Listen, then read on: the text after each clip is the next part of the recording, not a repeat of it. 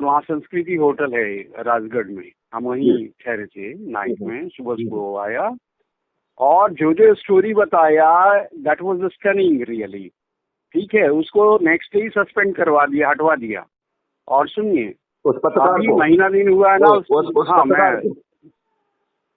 हाँ उस पत्रकार को, लेडी पत्रकार को। और सुनिए मेरी बात, हाँ। अभी अभी 1 महीना हुआ है जब उसके छोटे बेटे का एंगेजमेंट हुआ ना, तब मुझे लगा कि उस समय में कितना % सही कह रहा है, कैसे हम अनुमान लगाएं। लेकिन जब 1 महीना पहले मालूम चला कि उसके छोटा बेटा डेयरी उद्योग चलाता है, तब मुझे उसकी बात याद आई कि he was saying us right, बिल्कुल। और मैं आपको बताऊं कि आपने भी देखा होगा मीडिया में कि उसके छोटे बेटे का एंगेजमेंट हुआ है, तो उसका परिचय दिया था नेशनल मीडिया ने कि वो डेयरी उद्योग चलाता है, समझ रहे ना। तो सोचिए कि सबसे बड़ा कल्प्रिट तो आपका सीएम बैठा हुआ, नकली मिल्क बनाता है, सारा कुछ खोल के बताया, समझ रहे ना। नहीं तो हमें तो मालूम ही नहीं था कि शिवराज की बिजनेस भी है। ठीक है, वो किस लिए इंडिजिनस गांव को प्रमोट करेगा, बीजेपी किस लिए प्रमोट करेगी।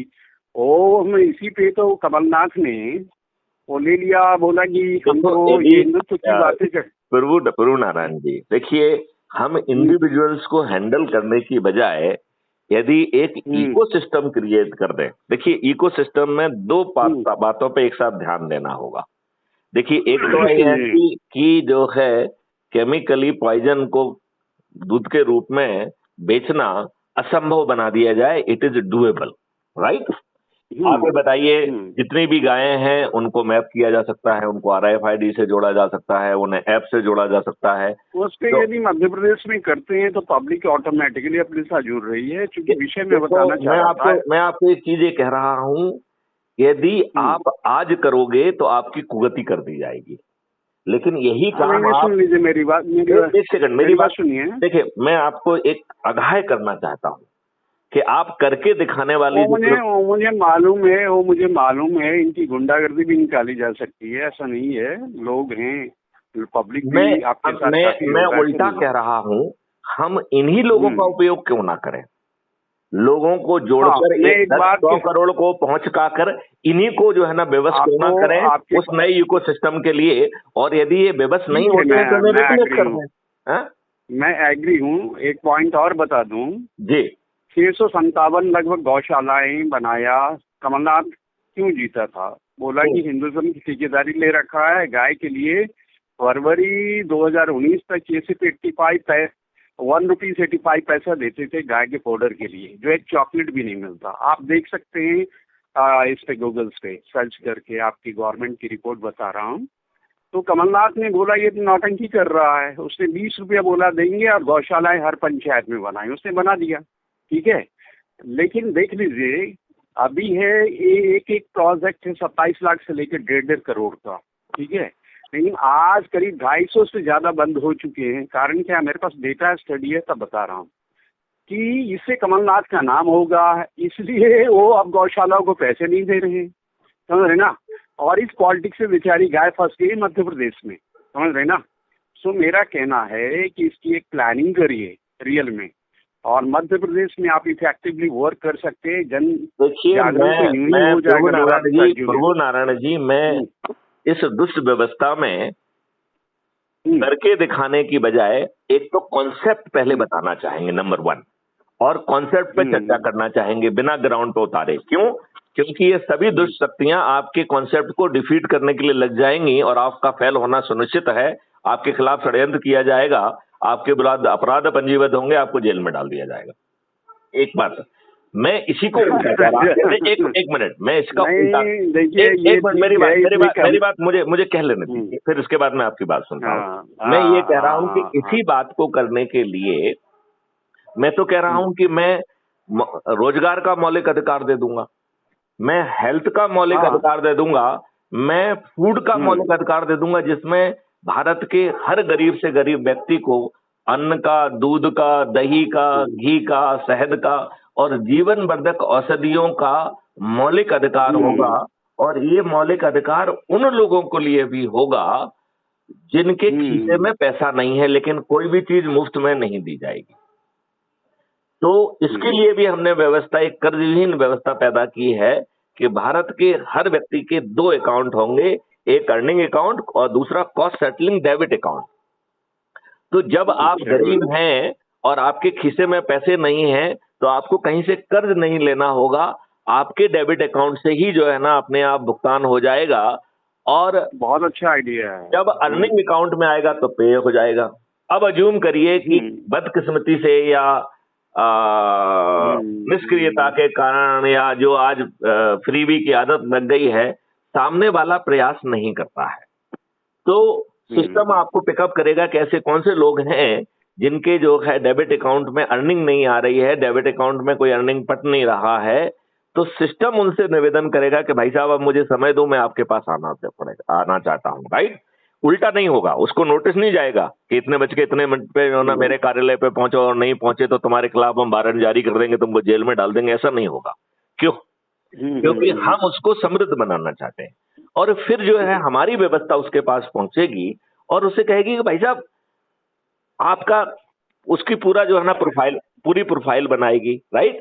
और उससे जानने की कोशिश करेगी कि वो किस फील्ड में अच्छा कर सकता है, उसका वर्तमान जो है ज्ञान क्या है, वर्तमान हुनर क्या है, और उसे कैसे जो है ना क्या दिया जा सकता है, ये उसके कंसल्टेशन में तय किया जाएगा। हम आपको थोड़ी सी क्या करना चाहिए ना, मैं आपको बताऊं, एक बार सिर्फ राज्य का और दौरा का कार्यक्रम रखना जाना चाहिए, सीधा डायरेक्ट पंचायत में पब्लिक में मिलने का। आपकी बात कोई सुनने के लिए तैयार नहीं होगा। हम जाति, धर्म और इन सब चीजों में, नेतागिरी में और पॉलिटिक्स में बटे हुए लोग हैं। पहले यदि हम छोटे छोटे आयोजन करके अपने से जुड़े लोगों को चाय पर बुलाकर, यदि क्राइम फ्री भारत मिशन से 10-10 लोगों को जोड़ने का जो संकल्प करके यदि हम 1 करोड़ पे पहुंचने की रणनीति यदि हम करते हैं, जिसमें 90 करोड़ को एक भी व्यक्ति को नहीं जोड़ना है, इतने सरल उपाय के तहत यदि जब एक्चुअली मैं बताता हूँ गुप्ता साहब, ऐसा है, कार्यक्रम में मैं बुलाता हूँ, पब्लिक को भी एड्रेस करिए पक्का कार्यक्रम। जी जी जी। तो विषय क्या है कि एड्रेस करें और ज्यादा से ज्यादा लोगों को जोड़ें, बोलने का जितना भी टाइम चाहिए आपको, 15 मिनट, 20 मिनट, आधा घंटा, विल प्रोवाइड यू। तो ये बात जो है ना 5 मिनट में कही जा सकती है, आधा घंटे में कही जा सकती है, 1 घंटे में कही जा सकती है। वो तो विस्तार की बात है। यदि आप और विस्तार से बताएंगे तो घंटे पे बात होगी। यदि आप उसको नटशेल में कहना चाहते हैं कि साहब ये 21 लक्ष्य हैं, ये 5 फंडामेंटल राइट है, आपको इनिशिएटिव लेना चाहिए। मध्य प्रदेश में ये बताओ प्रभु नारायण जी, आप हमारे उसमें आए हुए थे, प्रचार में आए थे कि नहीं आए थे? जी आया था। क्या आपको लगता है कि मुझे कोई भ्रम था? मैं चुनाव लड़ा क्यों? आपको नहीं, मैं आपको इस दिल की बात बताना चाहता हूँ। आपको मुझसे पूछना चाहिए कि मैं चुनाव लड़ा ही क्यों था। नहीं, वो ठीक है, लोगों के बीच अपनी उपस्थिति जताया। मैं ये कहना चाहता था कि मेरे पास मॉडल है, मैं देश को बदल सकता हूँ, तो लोगों का मुंह बंद करें कि भाई साहब जो है ना फिर आप चुनाव क्यों नहीं लड़े।